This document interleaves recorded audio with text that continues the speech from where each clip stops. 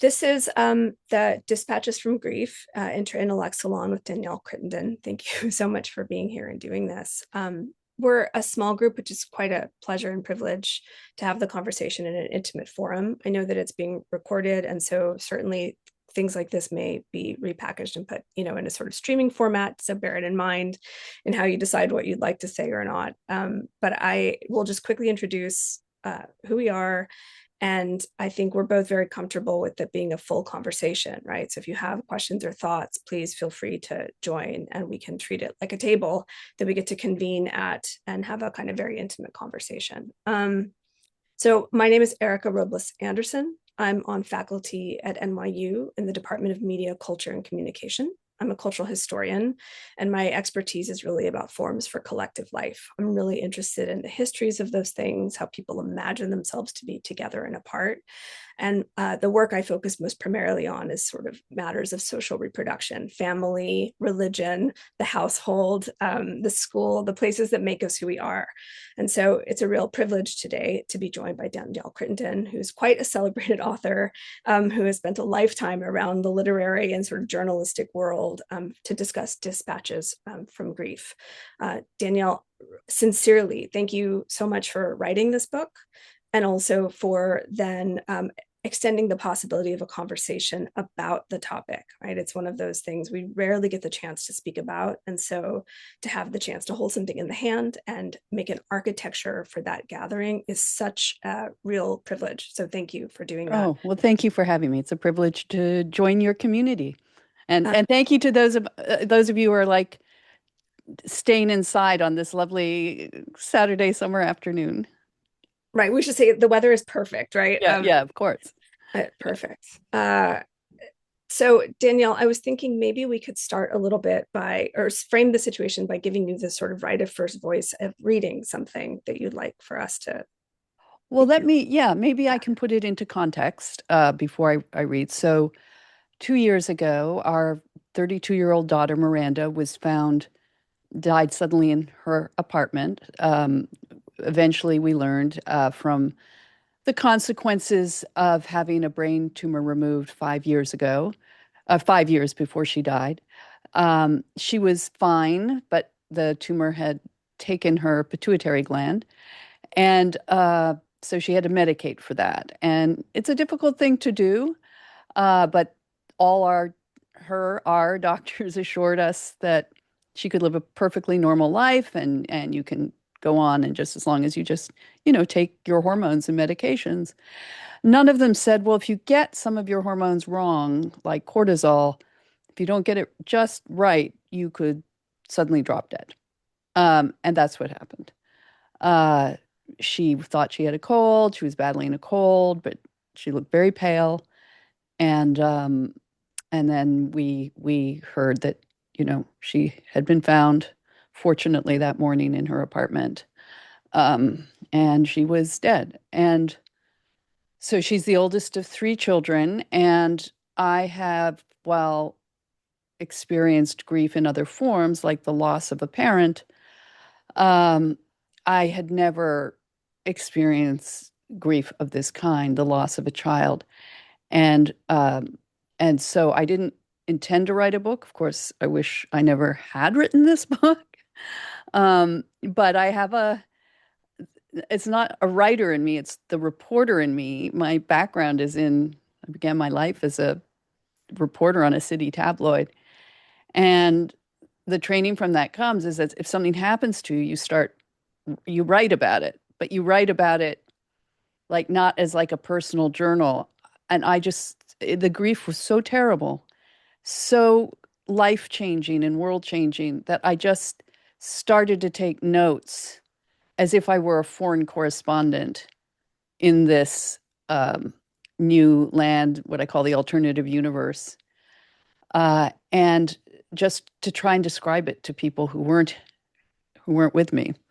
And so uh, I'll read a little bit, and as you'll see, my main thing was to tell it as bluntly and truthfully as I could. I wanted to really capture the experience. And um, I found when I read sort of grief specific books, they didn't help me because they kept trying to make me feel better or tell me that my grief was going to be tidy and go through stages. And what I really wanted was somebody telling me what it was actually like. So that was the goal in the end.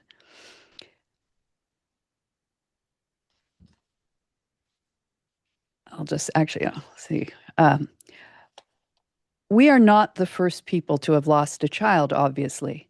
There's vast literature on the subject, all promising an order to the grief, an architecture for our pain, stages to go through, paths to follow, some sort of acceptance glimmering at journey's end. Others close to us believe this too. So many assured us that over time, Miranda's memory would be stripped of its pain and evolve into a sweet, beautiful thing. Grief would gentle itself, just as it had with the loss of parents and grandparents. One day we would speak her name without bleeding. But these well meaning friends had never journeyed to our alternative universe. They knew grief. They had not met grief with a capital G. So many people said, I can't even imagine. And it's true. They couldn't. I couldn't have imagined either. Your brain simply won't allow it. If you're a parent, try it yourself. Picture receiving the call, hearing the words, your child's name and dead in the same sentence. Your brain switches off, right? Hard stop. It's easier to imagine your own death than that of a son or daughter. The loss of a child upends the natural order, a meteor crashing into your personal gallery. The universe as you knew it is destroyed forever. Even the laws of physics are scrambled. Maybe feathers weigh more than bowling balls. Maybe the moon appears at dawn and the sun rises at midnight. Nothing means what it meant before. I'll just add a couple of sentences to that, or paragraphs. One of my first shocks was discovering how crowded this alternative universe is. People I'd known for decades turned out to be fellow citizens, their passports hidden until I got mine. A Lebanese friend told me how, at age 9, he witnessed the execution of both his father and older brother. 15 years of friendship, and this was the first I'd heard. Um, and yes, and then I just go on to talk about all the different people you find joined in this universe. And I write, however unique and precious your own loss feels, you discover that you've simply joined the limping thousands, millions, whose lives have been devastated by the routine catastrophes that befall someone somewhere every second of every day. From these fellow travelers, we learned what no grief manual will tell you. The person you were died with your child. There is no healing, no journey back to yourself. That map burned with everything else. On that February morning, we became entirely different people wearing the same faces. It gives you a little a little bit of what it's like, been like. Yeah, thank you so much. Right. So we immediately are kind of transformed from the ordinary sense of a time as a line, and stages of development unfolding in some progressive idea Right. to spatial metaphors, Right. and these kinds of sort of as if somebody's panning the camera around, Mm-hmm. both reporting on their own experience, but also giving us a description of the landscape. And I wonder, just to give us a start, was that like a practice or a way of thinking that you already had developed, in your life before crossing into another world? This mode of like looking and recording. And could you say a little bit about how maybe you found those things either continuing or transforming once you walked through that wall? So you mean in the sense as a writer, or in the sense of had I ever imagined being in such a I think universe? as a writer and thinker, it's a practice because you kind of set us up in the book for the life before. And I'm thinking about how one Right. tethers through the prior experiences as you enter a world and get so disoriented. So Right. maybe, yeah. So yeah, so the reporter in me initially, and the pain was, and I've actually become really subsequently interested in the physicality of grief and trauma.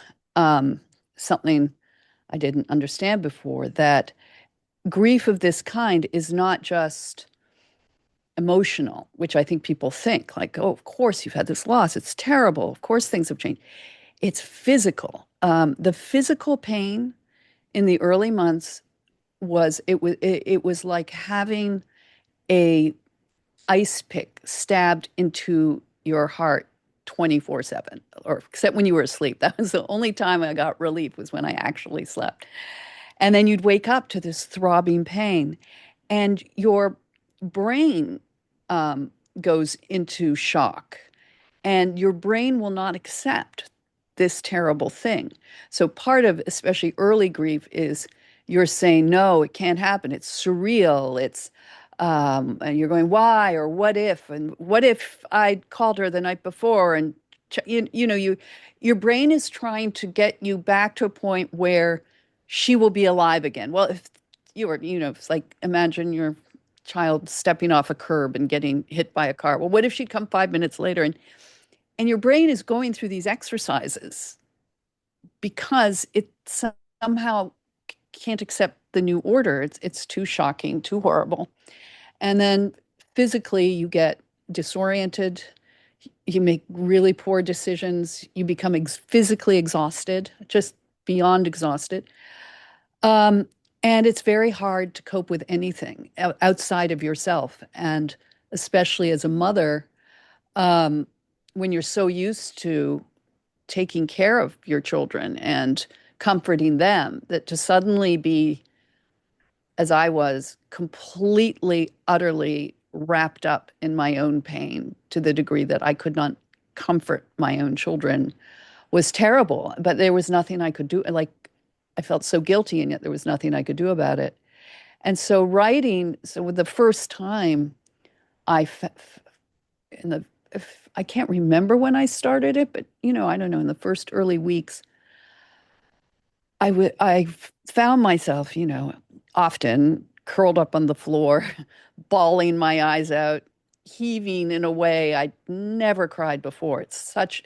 There's a word for it called keening, but it's so primal, it's so deep, and you feel like an animal, and so I'd sort of do that, and then I'd collect myself, and then I'd say, wow, that was insane. And then I would go up and I would make a note of what it was like as if I were now the subject, or that of myself, and write exactly what that felt like, what the carpet felt like, what the cry was like, where it originated. So yeah, you can take the journalist out of the reporter out of this, wherever. But so I just kept taking notes, and in terms of the transformation from our before life, which we now refer to as the before, Mm-hmm. the night before Miranda died, David, my husband David, and I we'd gone out for belated Valentine's Day dinner, because he cleverly was out of town on Valentine's Day. And so we went out the next night, and it was just one of those happy, beautiful moments where, all three of our children were now kind of adults. Our daughter was going to be our youngest, graduating soon. And we were just starting to make all those nice plans of people in our stage of life. And we now refer to that as our last happy night, because it was the next morning that we woke up, or at about 9:45, that we got the call. And then, as I said, and then it's like a meteor crashes into your house, and everything you knew is on fire and gone. And you're now having to not just adapt your life to this absence of your child and this loss of your child, but you have to now reconfigure who you are as well, because you are no longer that person that you were. So it's in a nutshell, but yeah. No, it's got so many layers in it that I'm gonna sort of delicately peel them back. But again, if the shape doesn't feel like you want to go there, please always. No, I really feel free to ask me, and anybody here should feel free to ask me anything. Absolutely, Sonia, Jamie, if you have any, desire to jump in, please do. When you describe that kind of extreme physical experience, I'm thinking about, I guess, two pieces. One is the path that kind of meditants describe as a kind of deep curiosity about their own consciousness, the awareness of their own mind doing things where you're like, wow, like I can't believe that was in there, right? Or Mm-hmm, mm-hmm. that sort of when people are going through a path they choose in order to shed certain attachments and become a new kind of self, right? That's a path people choose to go on, and they describe some of that somatic stuff and curiosity about it. And then the other path is this one that also, in the best conditions was very chosen, which is like birth, right? Where the kind of somatic experience of birthing a child is just inexplicable, just if you haven't done it, you want to know what it's going to be like, and yet it's like nothing you've experienced, and you can it's different, and you're different on the other side of it, right, every time. But those are both almost like the positive affirmative reasons people take this journey. And it sounds like what you're describing is almost like this resonance with it that is inverting the world, but also built with some of the skills that come from these earlier encounters. And so I'm just wondering if any of that resonates for you, or if you found similarities between these other kind of high points that maybe people have experienced or will experience to tether onto. Like a Kafka metamorphosis. At least a reversal that has some somatic similarities and curiosities that people sometimes choose as part of the human condition. Well, one of the things I wrote, a line I wrote, which seems to have had resonance, is after having the phone call and the confirmation that Miranda is dead, I write, what is the opposite of giving birth? And that's, if there is an opposite, that's what it's like. You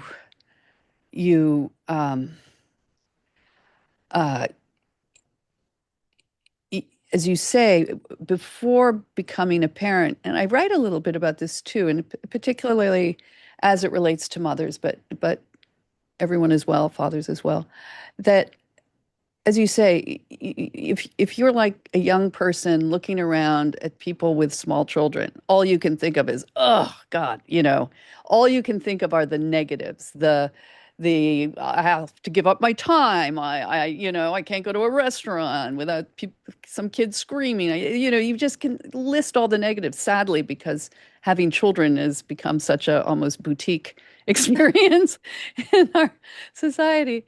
But then you have the child, you give birth to the child, and it's transformative.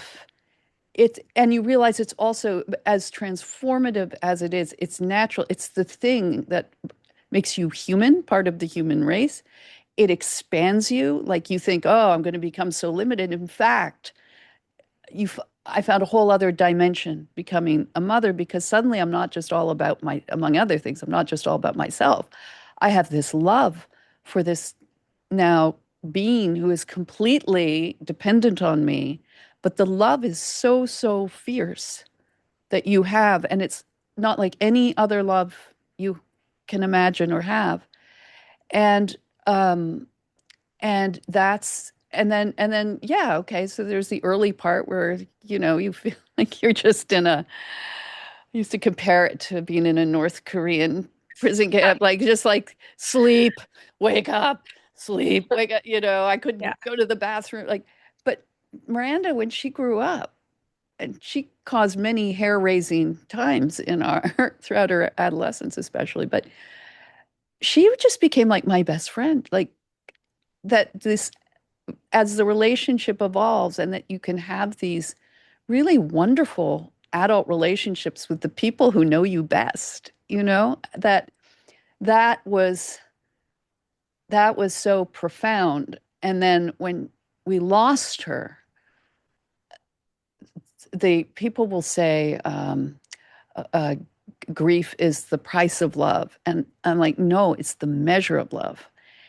And that inverse feeling of all the love that used to go out to her is now this huge ice pick hole being dug. And as I said to, and again, I wrote about this, I said to a friend of mine who had not had children, and at one point I wasn't going to act on it, but I felt honestly quite suicidal, because the pain was so terrible that I didn't know. There's nothing you can take for it. I mean, you could, but you could put yourself in a coma if you wanted to, but eventually you'd have to come out of it. Um, is I said to this a friend of mine who hadn't had children, he was a gay man, he's married, but they never planned to do that. And he was watching me, and if you'd known me before, it would be impossible to imagine that I could ever feel suicidal. And I said, I wish it were me that died. It would have been so much better. And his eyes started to fill with tears. And he said, I said, I envy people who's, die before their children. I wish I had gotten the disease. I wish I'd had the tumor. I wish I were dead. And I envy them. And he said, no. He said, I envy you. Mm. Like, what? And he said, I will never know a love that is so powerful. I would rather give my own life for it than not. And that's true. Like, would I have not wanted to have felt that? Would I have not wanted to have Miranda? No. But it is very painful. Yeah. So to just follow this feeling for a moment, and the description you share in the beginning about your mind trying to find a way around it, like anything, even to make the self go away. Is there anything one could have done? Like, when did that process, did it ever stop for you? Yeah. So um, it took me a while to get actual help. Like once I was feeling suicidal, I thought, okay, I need to find some sort of help. And it's obviously not in these books I'm reading. So I started, I went to, there's a very famous grief center here in Washington, D.C., where I live, and you call them up, which you do. You have to actually call them up, and you get a voice recording saying, we are not taking new clients for 18 months. If you're feeling suicidal, hang up and dial 911. And you're like, 18 months? I can't get through the next 18 hours. And I called, grief specialists and therapists, and they were all like, yeah, we're not taking new clients right now. And then I was just Googling and Googling, so desperate for some sort of guidance or help, that I came across EMDR therapy, which is for PTSD. And that's what you have. You have, in not just in this case, but in any kind of trauma, large trauma or tragedy, you have PTSD. And as I would learn, that is part PTSD, the brain cannot process the traumatic memory on its own. And so it doesn't file it the way it files other memories. And the EMDR therapy is a way, and it was very speculative for a long time, but it kept working. And now they've proven it through MRIs. They can watch the brain perform this, that they have to get the two sides of the hippocampus working together to process the memory, and you have to talk through it. You have to go through the whole thing. As my therapist eventually said, she says, like, how do you get a song out of your ear? You have out of your head. You have to play the whole song through. And so you do this in a therapeutic setting. They're, in my case, using hand buzzers that are going right and left. It began as people watching a dot, but somehow that connects the two sides, and then that memory gets processed. And it's kind of magical. It feels in some ways like an exorcism. And with a trauma that is so complex as a loss of a child, there are just 9 bazillion facets. So at first you're going through that early moment of what if, why? And then that kind of gets, well, as a friend of mine who works for a Hollywood agency said, and he lost his daughter at about the same age, and he said, well, he asked me if I'd jump off a bridge and if I could have Miranda back. And I said, yeah, obviously. And he said, well, that's not on the table. Like, you have to accept even if you could have done something, she's not coming back. And that's the hard part. And once you start, I don't even want to say accepting, once your brain is acknowledging that, then you can start trying to get through everything, both the things that are happening to you in real time, like I had to go clean up and pack her apartment, which is just a horrifying task, to retrospectively processing the time we saw her when she was dead in a funeral home. And that's something that your brain, seeing your dead child is something that is just uh, beyond beyond anything, beyond any kind of thing you think you can endure, and yet you do. But had to go there too. So I still do it um, now about every 2 weeks. But it has helped, as the therapist promised at the beginning, where I said, I don't know what this is going to do. It's going to still be grieving Miranda. Like, she's not going to bring her back, as you say. And she said, well, our goal is to stop having the grief manage you. You will manage the grief. The grief won't manage your days. You'll manage your days. And that has proven true. Um, so so it's a very complicated way of getting through this kind of trauma. But I've now spoken to many others, and it's really only the thing that seems to help, at least in terms of your ability and your nervous system both to process it. I mean, this is, I love this part of the book because you have such a like a journalist way of taking us through the failures and choke points in the healthcare system, right? Where you're calling people, you can't get the help you need, and there's all these kind of bureaucratic roadblocks or lack of Yeah, capacity and an right. emergency.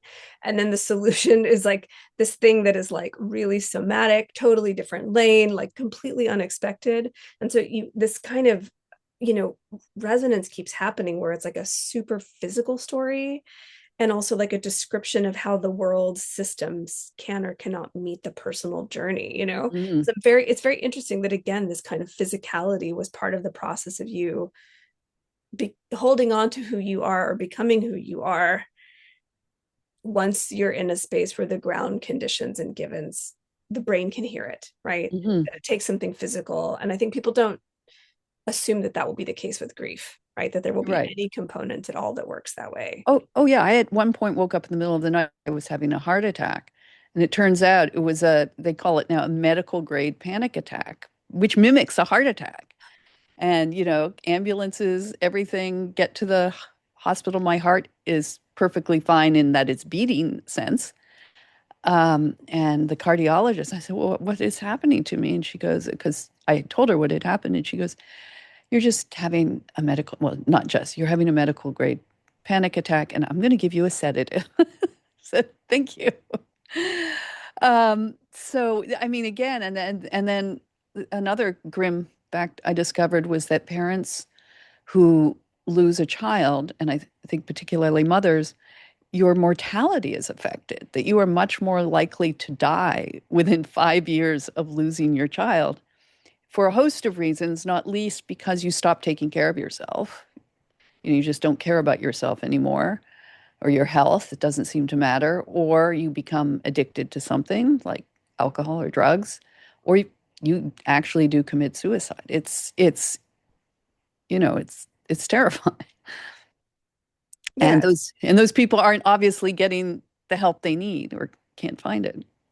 it's not even a category one would know to ask Yeah, for, I think, right? We're, right, we're so right, far off the map with right, not grieving right, that it's not even an option. Yeah. right. So there's something really like once you find that ground, like a therapy that seems to offer some relief and a language for a goal, like to not be managed by the grief. How did you get to a place where the writing voice and the sense of you could move through the day and move on the page? How long does that take? Well, again, it's called Dispatches from Grief for a reason, because it was dispatches, and I had no idea what it was going to be, if anything. I thought, as the months went on, I thought, well, maybe it will be an essay or something, a long essay. And then about a year after Miranda died, I don't know, 30,000 words. And I showed it to an editor of a magazine, and I said, is this just like, do I just sound insane, or is there something here that might be an essay? And the editor said, no, this is a book. You just keep going. And so I did, and I wrapped it up last summer, actually. And it concludes with the memorial service that we held last summer. Uh, and a year, a year and a bit after she was buried. And then yeah, so then it is a book, and it became a book. But it's a very unusual book, right? I mean, it reads like dispatches, which is not a genre we currently have of book-sized things, right? It's a kind of journalistic genre that that somebody, a generation back from me at least, Mhm. probably doesn't know anymore as Mm. the foreign correspondent, as Right, we've transformed the journalism ecology. And so you're right, almost reintroducing you know, a style of thinking in public that yeah, it really is a kind of lost art at this point. yeah, yeah. I guess I probably should be on TikTok, but that's how you'd be recording it, right? Or, I feel proud just to have gotten through to Instagram, but yeah, in fact, there are there are grief influencers on Instagram, but there are also, I think there's a piece today or yesterday in the New York Times about people finding grief communities on TikTok. Um, so yeah, so you're right. That's more the spoken word.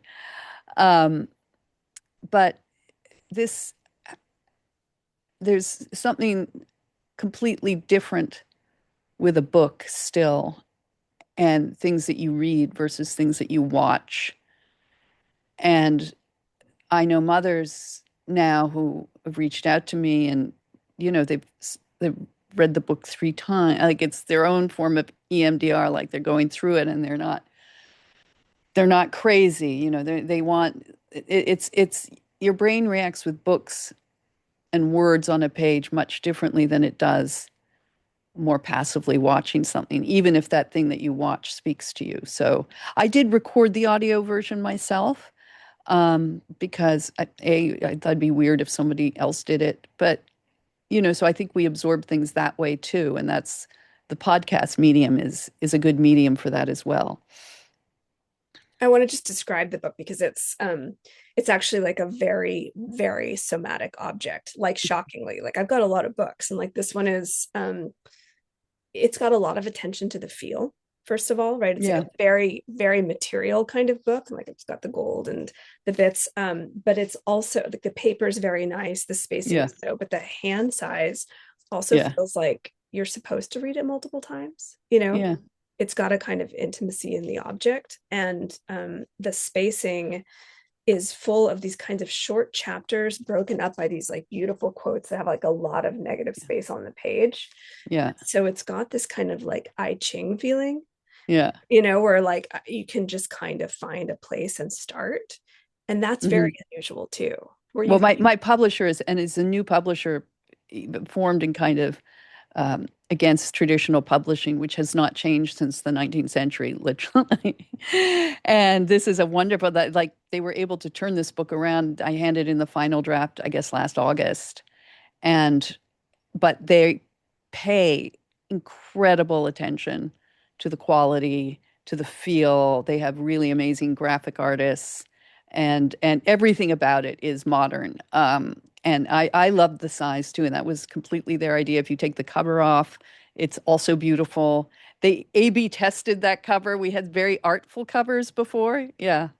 it's beautiful. It's a beautiful object. Yeah. Yeah. And no, and I love the abstract, you can imagine. Mhm. And then they did, which publishers don't do, they A/B tested the cover, and without telling me, they used this selfie I'd taken of Miranda, when we were on a, a excursion in Malibu, and then they secretly mocked up something similar to this, and then that just won far and away the the cover, because I think a topic of this kind. Like you don't want to the black book with the words, and it's like you're going to run away from that. This has the photo of us has an intimacy, and I think conveys a kind of joy um, and love between a mother and a daughter that is more appealing. So, Yeah, I'm just going to show it just because I mean, it is like striking in that it bears the trace of being in a world of smartphones, mhm. like permanently, right? And as a mode of intimacy. Like it's an unusual kind of portrait that wouldn't have existed 50 years ago, you Yeah, know? And, exactly. and so it's very, really like kind of communicates. Jamie, I'm so sorry to keep you waiting. What would you like to say your question?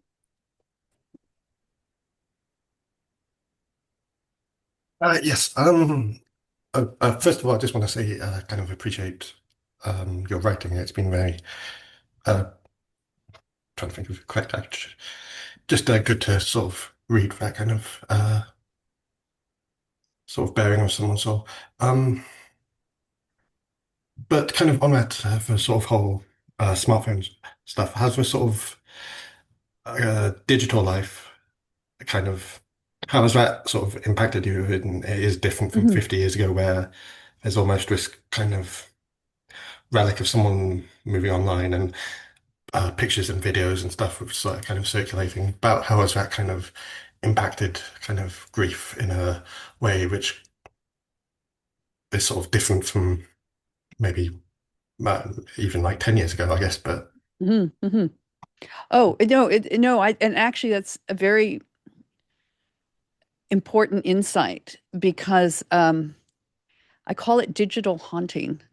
That so yeah, so even 15 years ago, you would uh, you could put papers away, you could file letters, you could um, and your photographs were probably largely in albums, maybe longer than that. But anyway, but they were all at least physical and within your control. Their clothing and things like that. What is different now, and um, well, first of all, we desperately tried to open her computer and her phone, and we couldn't do that. Like we tried every kind of password. I swear to God, I'm going to find a hacker who can do it. But Apple, like we had to get a court order for Apple to even let us. Eventually, they allowed us her photos, but nothing else. And then the phone company, forget it. And we're taking and to Google, we're taking these court orders, and you know, and at moments of maximum pain, wanting access to our daughters, as it were, papers and photos, and we couldn't get it. But meanwhile, the things we didn't want, like you open up your phone, you're getting through the day okay, and then you open your phone, and then suddenly here you were 10 years ago with Miranda. Here's a great memory of you and Miranda, trips with Miranda, furry friends with Miranda.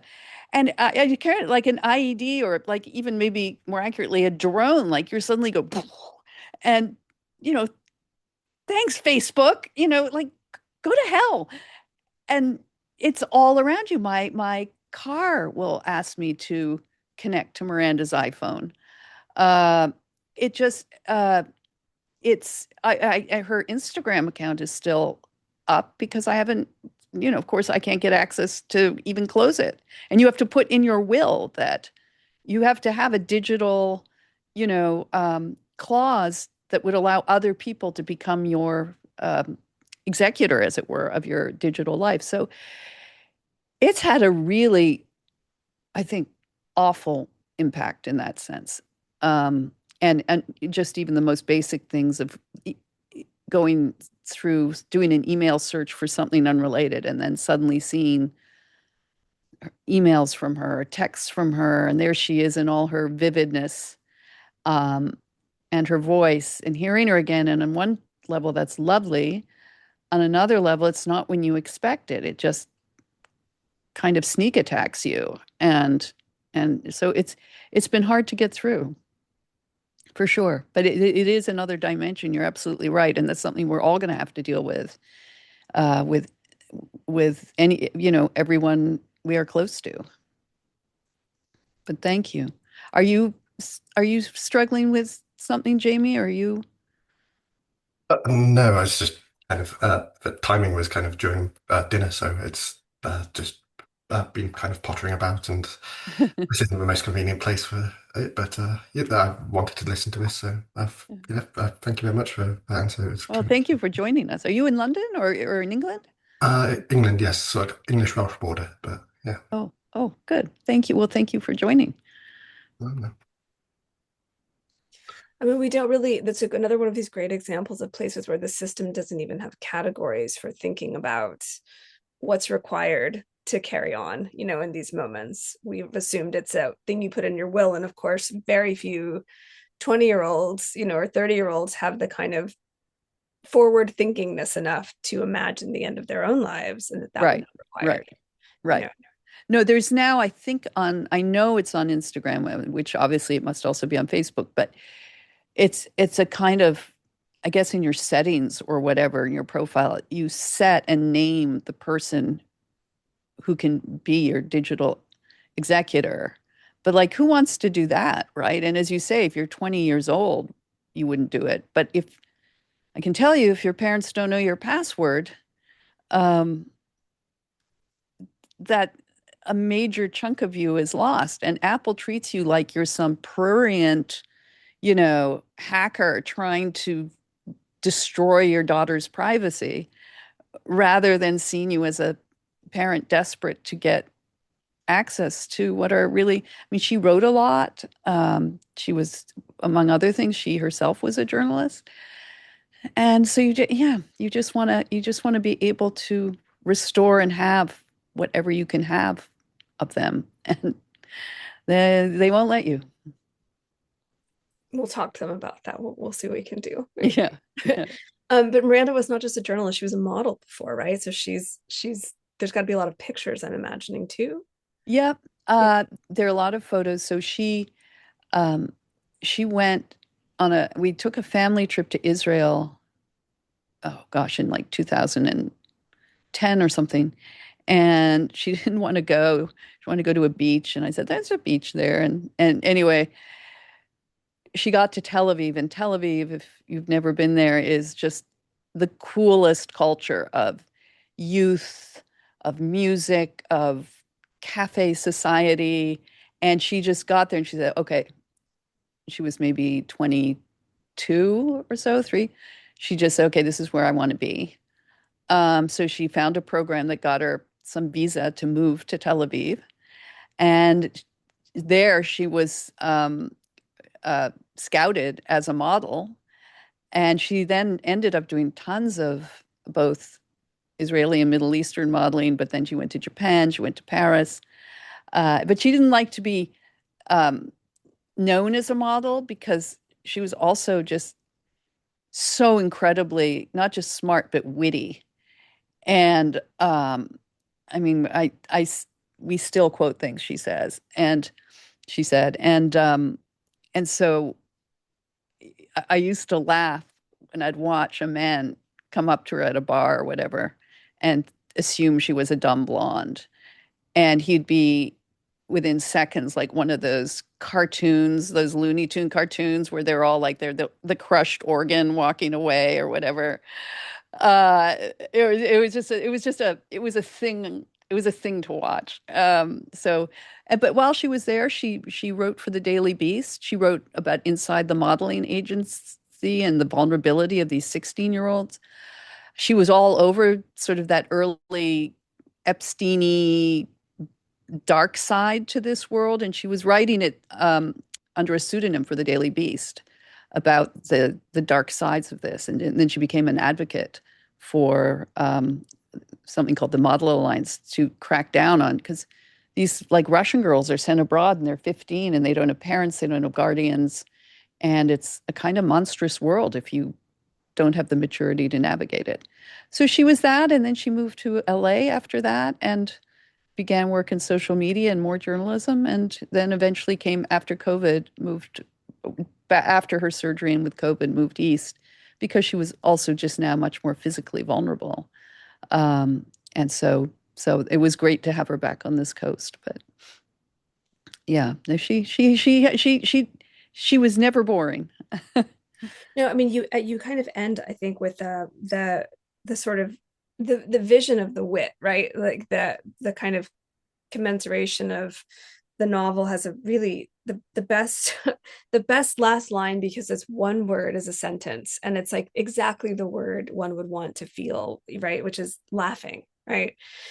Laughing is the kind of, it gets the final note. And before that, the line, somewhere nearby I saw Miranda doubled over, laughing, right? We get this really tight snapshot of the person who um is in joy, experiencing joy, feeling alive, bringing other people into that joy with them, and so like a full sense of personality in that word. And I just wondered if maybe, do you get bouts of that too, right? Like full body remembering of laughings, Yeah. sensations Yeah. of that.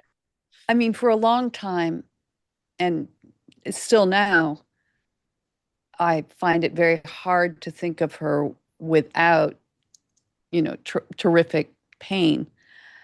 But you do also, and this is how, and I write about how people who we lose stay alive, and that's to keep talking about them, but also not deifying them. That the minute you deify someone's memory, they become plaster and they're not real anymore. Mm. And one of the things, like when I met my husband David, I knew his grandparents intimately, although they died like 10 and 15 years before I met him, because they were always talking about them, and in funny ways, like their funny little quirks and their habits or crazy things they'd said, in addition to, their stories. And so I just had this vivid sense of who they were. And same with, like, with Miranda, I didn't originally have her in the book because I thought I'd just focus on the grief experience as a mother, but also, how do you write about your own child? How do you capture your own child in a realistic way, let alone a child who's died and you only want to think of in this kind of perfection? And but I showed it to a friend of mine who'd been actually my first editor for my first book, and she said, "You have to have Miranda in it." And I said, "Well, how am I going to write about? I can't write about Miranda." And she said, "Well, you have to have Miranda in it." So then I had to kind of reconstruct her in a real and vivid way, so the reader would come have a sense of who she was, and the sense of our loss. But you also didn't want to. I didn't want to invade her privacy. I didn't want to, like, use her as literary fodder, or like as a literary character. So that was probably, honestly, the most difficult thing to write, was trying to capture her and her spirit truthfully, and also, but without it becoming like a memoir of Miranda, or um, and keeping her, yeah, making her vivid in a true way to the reader, but without making it about the memoir of my daughter. So that was from a literary point of view, that was the hardest thing to do. But yes, we remember things she says and just guffaw, because they were like needles. They were so perfect. They were so funny. They got right to the heart of whatever it was, and she would just toss these off. And Yeah, that's probably one of the things we miss most about her. Did you have that early setup where you're discussing the stories about David's ancestors, like Yeah. that, Yeah. when you wrote this piece, or did they get written together, like a tether between one world and an alternate universe? They I guess I wrote the first chapter when it became yeah, I talked about it. Like, the first sentence is, I thought I knew grief. And I went back through all the people David and I had lost. You know, um, his mother died at 54 from leukemia, and that was premature, and obviously, but still, at some level, in the natural order of the universe, that I think when from your earliest consciousness as a child, you are aware some level that your parents are going to die before you, and you get braced for that in ways you don't for this kind of tragedy. So, but I did write about how I'd learned that you could keep people alive by this way of talking about them. And my late stepfather was an amazing character and incredible grandfather to my children. They loved him. He loved Miranda. And they were always getting up to mischief together. But he remained alive after he died because we'd just be always telling stories about him. And many of them were really funny. So that's, yeah, so I do talk about that. But yes, that's how we keep going. You talk about, I mean, you talk about him as a figure also who comforted other people as he himself was dying, who had the time to do a little bracing for others on his way out. Yeah, he had what I called a good death. I didn't know that you could have a good death. And by the time he died, he was 86, I think, and he was ready to go. He did not like being old. He did not like being infirm. And when the heart doctor told him he was going to die because his heart was infected and there was nothing they could do about it, he was like, okay. And he was comforting the cardiologist who was telling him this. She was breaking down and we were going, what? And he was like, yeah, it's okay. And so he kind of went out in a way that made us, the living, I never really had to mourn him because he went out on his own terms. He went out cheerfully, as if looking forward to this. He had been a foreign correspondent at one point, like looking forward to death and what it was going to be like. And he'd report back to us, you know. So that was tremendously comforting. And obviously this was completely different. But you have, I mean, if I were approaching this as like a text, right? You mentioned how hard it was to write about Miranda.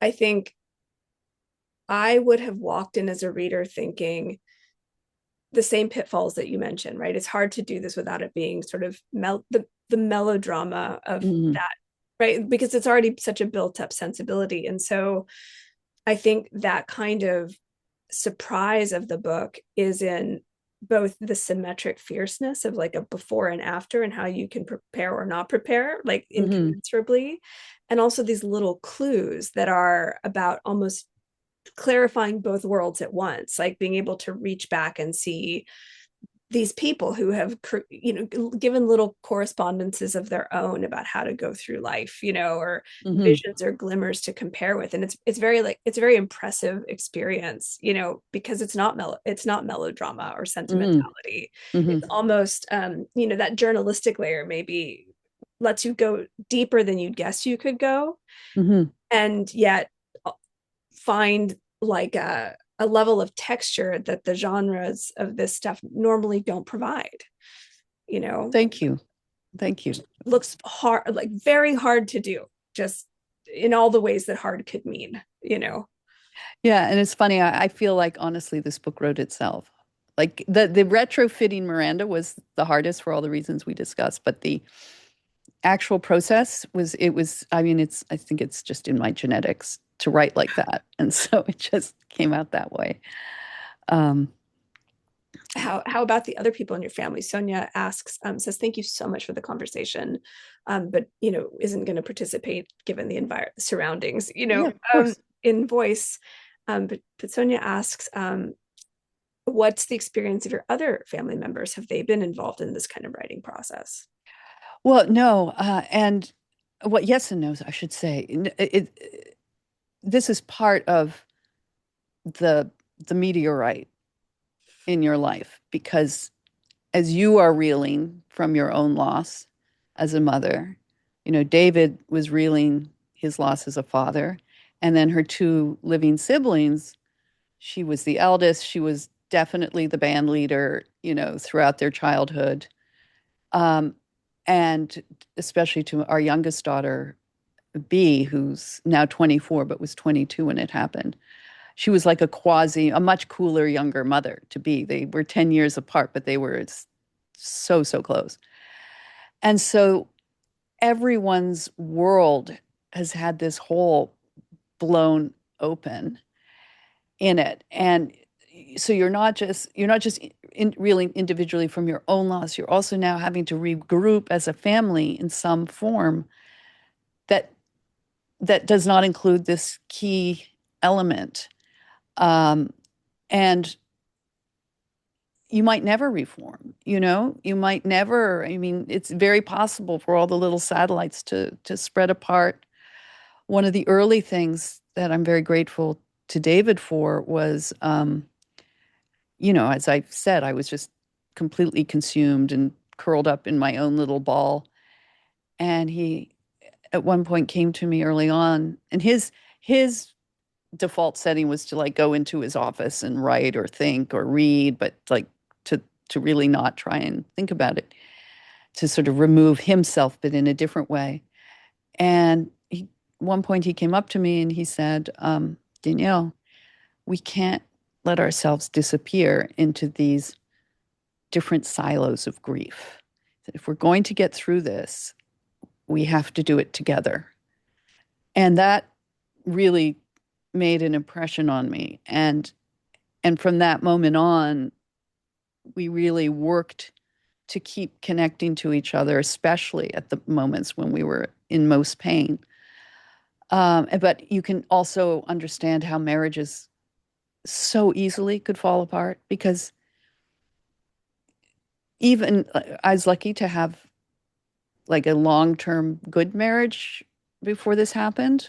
But even with a long-term good marriage, that the effort to bring yourself into any other relationship is gone. Like you really don't have the energy or can make the effort. That's why it's such a howling, all-encompassing pain, that you really have to consciously make the effort to think about other people in your family. And I think at first it was very hard for the children. I write about it. B's got a literary bent, even though she's determined to be a lawyer. And she wrote I quote her about what it was like from her angle. She wrote about what it was like to come home, because she'd been on a semester abroad. And she did a kind of little diary entries about approaching the front door from the airport and being terrified of opening the door, and then it's all real. Then the grief that was lurking for her behind the door. And it's now it's a common thing I've learned from other parents, is that the kids now feel they have to take care of you. So when I was in those early phases, just completely not able to offer them comfort, they, B would step up and try and help me, or she'd try and help her father. And, that makes you feel guilty too. But eventually we're all working hard to make sure as best we can that this, as my son Nat said, the worst thing we could do in Miranda's memory is to have this destroy our family. And I think about that all the time, that to keep making that effort and understand and give grace to the others in your family who are suffering differently and maybe behaving differently than you do or would expect. So it's been it continues. We're all still reeling in that way. Are you the family you imagined yourself to be? Like, did you find a surprise in the character or contours of who you were as a family? I mean, it's lucky, as I said, like we were all good friends by this point with our children. Like each one you appreciate for different things. And so no, I mean, I never expected we'd lose Miranda, and then having to face that and confront how this was going to affect our family. I mean, as B said, she didn't say it. It's going to sound harsh, but she didn't say it in a harsh way. She said, look, you and Dad maybe had 20 good years left with her, but I have a whole lifetime with my sister won't be here with me. She wasn't there for her graduation. She wasn't there. B gets married. That I think is in some ways harder to project or feel because your whole future has been taken away from you in that regard. Um, so yeah, it's not the family any of us expected to have. Do you want to say anything about the book's ending? I wonder, given, you Yeah, won't. spoiler alert, it's not happy. Well, I mean, I feel There's like no happy ending to this there's book. no, right. There's no, I won't say, but just that, I think that's whatever you want to obscure about that. It's to make the choice to Yeah. take us somewhere that's big unhappy, is a tough one to Right. look at too. Right. Like one of the things I note is that we're going through this, you're just surrounded by people who have no idea, no experience. I call them the happiness hucksters. People are trying to tell you, their little Instagrammable quotes and things like that. I can grow from this. I can be a better person because my daughter died. And I just want to honestly punch someone who says that. But, but you have to, I mean, how do you get through it? Do you get through it? How are you going to keep living? Are you going to be a broken bird forever? And it doesn't help knowing that your child would not want you. Miranda would hate the fact that if she destroyed my life, So but you're trying to regroup and think, well, how can I go on with meaning in the with this tragedy having struck us? And for a long time, you don't want to go on, as I noted.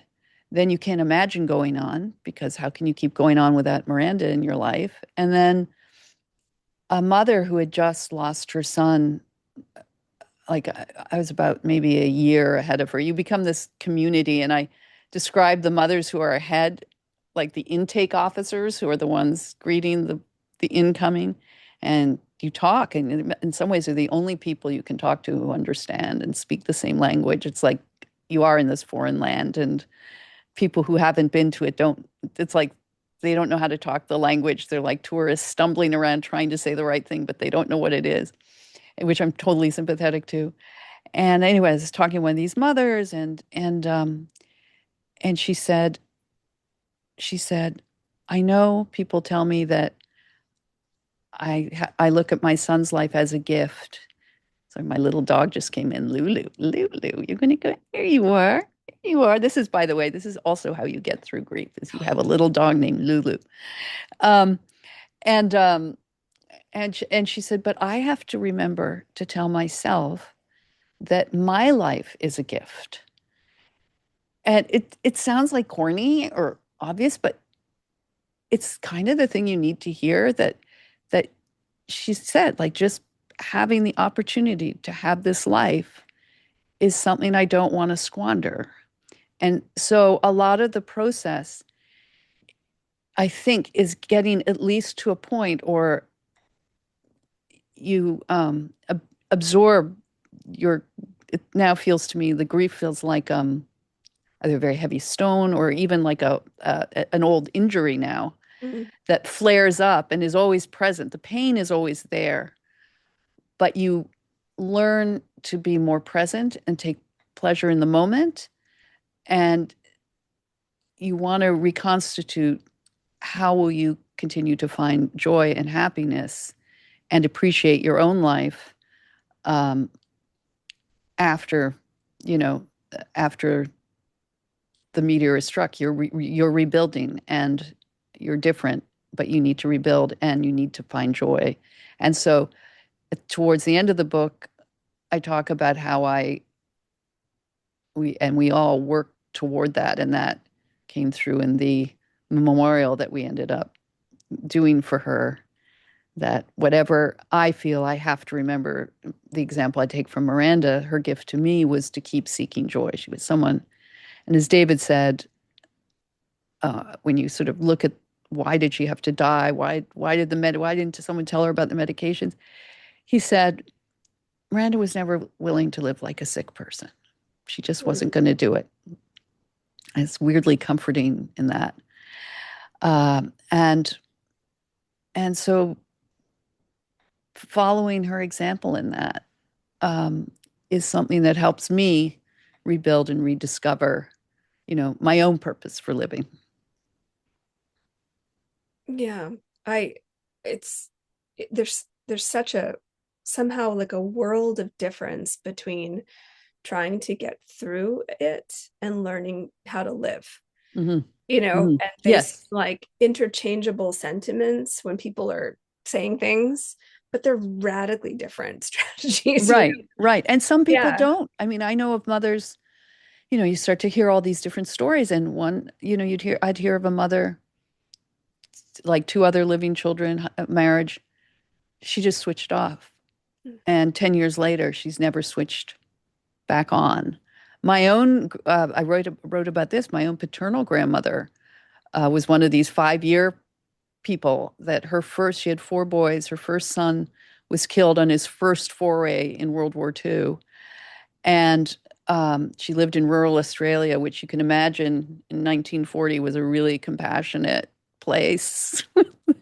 There were a lot of big support systems out there. And talk about an age where you just weren't allowed to show any kind of pain or weakness. And all I knew about my grandmother was that she sat in a corner and drank herself to death. And it took me years to put the two and two together because they were never put together. And I looked when her son died. When did she start drinking? Well, after Philip died. Like, okay, so you don't see why she was drinking? Like, it was sort of like a kind of embarrassing fact about her that she succumbed to alcoholism in, 1940, I think 46 or 5. But that somebody noted, was at a seminar for Mary Todd Lincoln for Lincoln, and noted that, well, somebody said, well, she was really crazy. And this person who was also had written really well on grief, she said, the woman lost 3 children. Like, do you think that might factor into her psychology at all? Like, it's funny. We look at these things quite separately from who you are. And that ability to, as you say, not just exist, but live there's a world of different and a world of effort that it takes, like each day, to get up and say, I'm not going to let this thing drown me today. And I'm really going to try to do something, however small, that is meaningful to me and gratifying to me, even if it's just taking a walk and enjoying the weather. That's what you start trying to do each day. The language of the gift that you land on also feels so much like a strand that runs through your book, where the personal and the social are so entangled, and so from one perspective, the walk is like, maybe you like walks, like a source of individual pleasure. But on the other hand, like, to see one's life as a kind of gift already imagines the reciprocities involved in it being part of a set of social relationships that's inalienable, from people in our orbit to the things that we make so that they can circulate amongst new people, that there is a kind of gift making impulse that the book, even with the golden letters, right, is always kind of flirting with here. That's, I don't know. Struggling upwards. Almost like becoming saturated with social webs, even as it's a kind of profound absence that starts the tale. And I think that's one of those pieces that I imagine will continue to resonate as readers encounter this. Well, re-entering just any kind of normal atmosphere is difficult, and you can't really do for a while. But then, taking those first steps, and I write about like how certain types of friends react. Some people we thought were very close vanished because I think they couldn't take it, or whatever the issues in their own life. And then others, were more peripheral, and they forget, and then they kind of catch themselves. Like, it's all, like, a lot of it can be embarrassing. And then there's just the kind of casual encounters you have, like, you meet another mother for the first time and she goes, how many children do you have? And like suddenly the most basic questions that you would have never thought twice about are suddenly the most fraught questions. And I now I think of this thing that has happened to me like a social nuclear bomb. Do I tell them what happened? Do I say 3 children and then just hope I can end the conversation quickly without them saying, "Oh, what does your eldest do?" Um, or depending how it goes, the minute I say, well, we lost our eldest child, it's like a nuclear bomb. You've just landed on the conversation. They don't know what to say. Then you're embarrassed. Then you start comforting them. Oh, it's okay. No, I'm really okay. It's fine. It's fine. Um, oh, I'm so sorry I asked. No, no, no. Of course you asked. It's totally no. So you get into the reverse comforting. And so I just try and keep it as much to myself as I can now, not out of dishonor to her memory, but out of this social discomfort that the fact of it causes. Gosh, I feel like we're at such a good place to do this, because I think now you have backed yourself into a corner. You've written a beautiful book that makes you inalienably social, and so you're bound up in the kind of reciprocities of people will have questions as we did, and there's a real gratitude in sharing that gift with us and giving us something that we can give to someone else who we may not even know will need it. Right. So thank you for doing that work. Or as one grieving mother said, thank you. Now I have something to show people.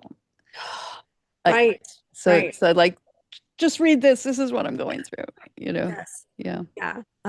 Is there anything that you would want us to hear as we sort of close out, and final words? I don't think so. Is there any other questions, or any of our crowd, like Sonia, is going through some sort of grief that you might have a question about? Or otherwise, I think did a wonderful job of covering all bases.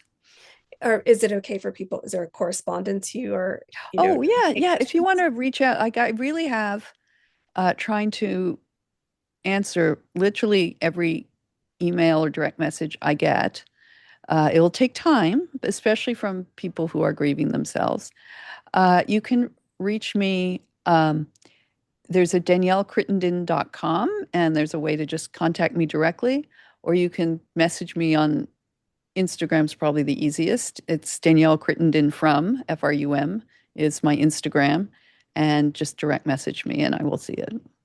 Wonderful. Thank you so much for doing this on such a beautiful. Yeah, we all have to get outside, except for Jamie, it's getting dark now. I hope your dinner was great though, Jamie. Yeah. Thank you so much. Thank you all for thank you both for coming. I appreciate it.